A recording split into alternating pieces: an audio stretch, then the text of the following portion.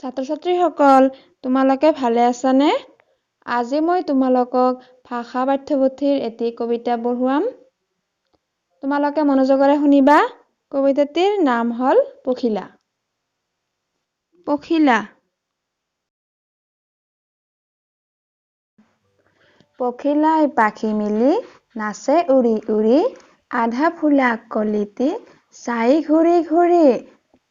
একেলগে খেলো বুলি কলিটিক ক'লে, ভাল পাই কলিটিয়ে পাহি মেলি দিলে।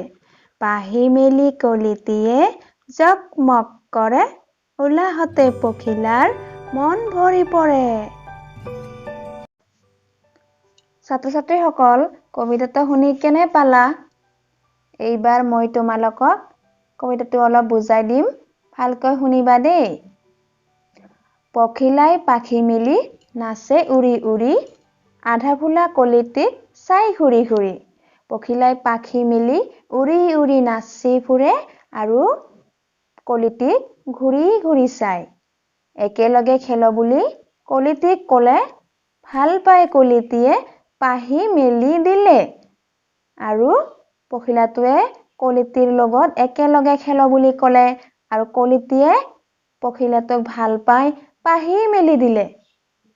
পাহি মেলি কলিটিয়ে জকমক কৰে, উলাহতে পখিলাৰ মন ভৰি পৰে। আৰু কলিটিয়ে পাহি মেলি জকমক কৰিলে আৰু পখিলাৰ মন ভৰি পৰিলে। বুজিছানে তোমালোকে? ছাত্ৰ-ছাত্ৰীসকল এতিয়া মই কবিতাটো আকৌ এবাৰ কৈ যাম, তোমালোকে মোৰ লগত একেলগে কৈ যাবা দেই। পখিলা। পখিলাই পাখি মেলি নাচে উৰি উৰি, আধা ফুলা কলিটি চাই ঘূৰি ঘূৰি। একেলগে খেলো বুলি কলিটিক ক'লে, ভাল পাই কলিটিয়ে পাহি মেলি দিলে।